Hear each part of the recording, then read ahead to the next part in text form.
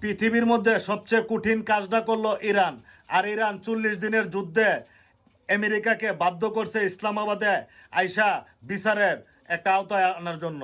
আর বিচারের আওতায় একমাত্র পারছে তাদের বুকে সাহস থাকার কারণেই তাদেরকে আনতে পারছে। পৃথিবীর মধ্যে আর কোনো দেশ তাদেরকে বিচারের কাঠগড়ায় দাঁড় করাইতে পারে নাই। তারা যারে ধরছে ধ্বংস করে ছাড়ছে, যাকেই ধরছে ধ্বংস করে ছাড়ছে। এক পারছে আফগানিস্তান, আরেক পারছে ইরান। আফগানিস্তানের কাছ থেকে কিন্তু খস খাইয়া গেছে, ইরানের কাছ থেকে কিন্তু আর খস খাইতারে নাই। ইরান কিন্তু জাতা মাইরা ধরছে পাকিস্তানের মাটিতে না ইসলামাবাদে। আর এদিকে কিন্তু আল আকসা মসজিদ খুল্লা দেওয়ার ব্যবস্থা করছে ইরানেই। আজকে বাংলাদেশের অনেক বড় বড় আলেম মৌলানারা বলে ইরান নাকি সিয়া। আরে বেটা, সিয়া যদি হয়তো তাহলে আজকে কি আল আকসা মসজিদের জন্য তারা যুদ্ধ করতো? সিয়া যদি হয়তো ইয়েমেনের মুসলিমবাসীর জন্য যুদ্ধ করতো? সিয়াই যদি হতো এই লেবাননের মুসলিমবাসীর জন্য কি যুদ্ধ করত?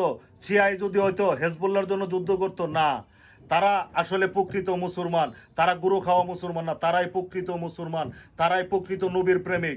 আর নবীর প্রেমিক যারাও, তারা কোনোদিনও ভয় পায় না, একদম সঠিক পথে সঠিক রাস্তায় এগিয়ে যা। আর এটার জন্য একটা জয় থাকেই। ধন্যবাদ।